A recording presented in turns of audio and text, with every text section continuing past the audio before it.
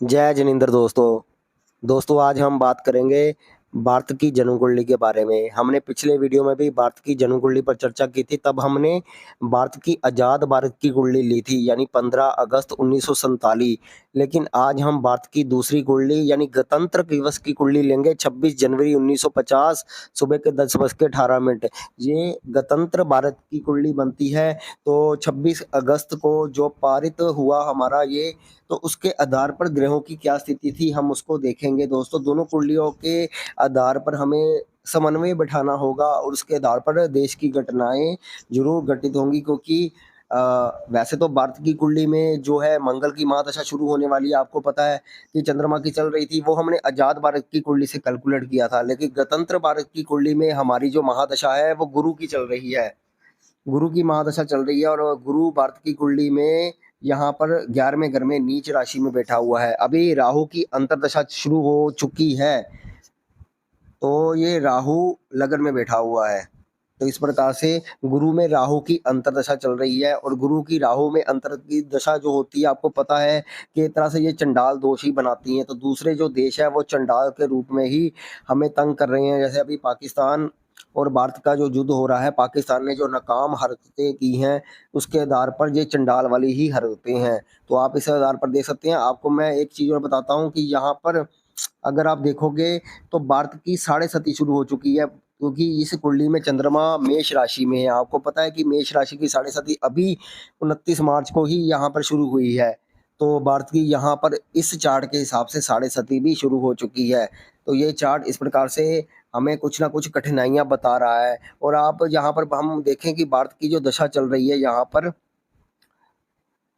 जो 2011 से चल रही है, ये आप दोस्तों देख सकते हो। 2011 से यहाँ पर आपको मैं दिखा रहा हूँ, 2011 से दशा चल रही है भारत की। और 2027 में ये खत्म हो जाएगी। यानी अभी जो राहु की अंतर्दशा चल रही है वो लास्ट पीरियड ही चल रहा है। राहु की अंतर्दशा अभी जनवरी 2025 से शुरू हुई है। ये देख सकते हैं दोस्तों आप, 24 जनवरी 2025 को राहु की अंतर्दशा शुरू हुई है जो 2027 में खत्म होगी। तो इस प्रकार से यहाँ पर राहु की अंतर्दशा के समय आपको पता है लगन में राहु जो बैठा हुआ है वो खुराफाती कहीं ना कहीं बृहस्पति के प्रभाव को कमजोर करने वाला है। क्योंकि बृहस्पति की राशि में बैठा है और बृहस्पति भी नीच है। तो इस समय में जो बृहस्पति है हमारे भारत का कमजोर रहेगा। तो धार्मिक उन्माद भी हो सकते हैं, धर्म की आड़ में लोग ठगी भी कर सकते हैं। धार्मिक कट्टरता के कारण लोगों के जो सोच है वो खराब हो सकती है। आपको पता है कि पीछे भी ये स्थितियां जो चल रही थी। अभी गुरु अतिचारी हो जाएगा। आपको पता है कि गुरु अतिचारी होने वाला है इसी साल। जब गुरु मिथुन राशि में जाएगा तो उसके बाद एकदम से कुछ महीनों के अंदर ही गुरु कर्क राशि में वक्री हो जाएगा। तो कर्क राशि में बहुत स्पीड से चलेगा। यहाँ पर गुरु का गोचर होगा लेकिन यहाँ पर भी उसी समय हो जाएगा, एक ही साल के अंदर। तो गुरु अतिचारी होने के समय में कुछ ऐसी ही घटनाएं या वार की स्थिति या महामारी की स्थिति की ओर यहाँ पर इशारा करता है। हम अब एक चीज और देखते हैं इस कुंडली के हिसाब से कि यहाँ पर हमारी षडबल की क्या स्थिति है। तो यहाँ पर देख सकते हैं जो बृहस्पति का षडबल है वो सबसे ज्यादा कमजोर है।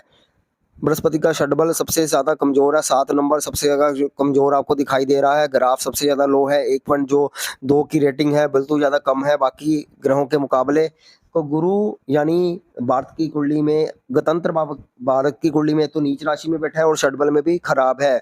तो ऐसे में लग्नेश होने के कारण भारत को काफी परेशानियां यहाँ पर झेलनी पड़ेंगी। क्योंकि लग्नेश है, लग्नेश यानी स्वयं भारत है। भारत की कुंडली में गुरु नीच है और गुरु षडबल में कमजोर है। और ऊपर से राहु की अंतर्दशा जो लगन में बैठी है। तो गुरु में राहु की अंतर्दशा जो है भारत के लिए बहुत ज्यादा अच्छी दिखाई नहीं दे रही। बहुत सारी चीजें भारत इस दौरान आपको देखने को मिलेगी। क्योंकि राहु चल रहा है तो कोई ना कोई यही सुनामी, तूफान और बड़ी बड़ी घटनाएं, जैसे राहु बीमारी भी जन्म देता है। जैसे कोरोना जैसी डिसीज, बैक्टीरिया, ऐसी चीजों को जन्म दे सकता है। बृहस्पति ऑक्सीजन की कमी कर देता है क्योंकि नीच राशि में बैठा हुआ है। तो गुरु में राहु की अंतर्दशा के समय भारत को बहुत ज्यादा सचेत रहने की जरूरत है। ये समय में भारत में कहीं ना कहीं खलबली मची रह सकती है। तो शांति के साथ गुरु में राहु की अंतर्दशा नहीं रहने देगी भारत को। इस बात का ध्यान रखें और थोड़ा सा अध्ययन मनन करें। इस वीडियो को समझने का प्रयास करें, दोनों चार्ट को लेकर स्टडी करें। हमने आपको यहाँ पर एक ग्लिम्स दिया है। इसके साथ हम अगली वीडियो में फिर से आपको मिलेंगे। वीडियो पसंद आया तो वीडियो को लाइक करें और चैनल को सब्सक्राइब जरूर करें।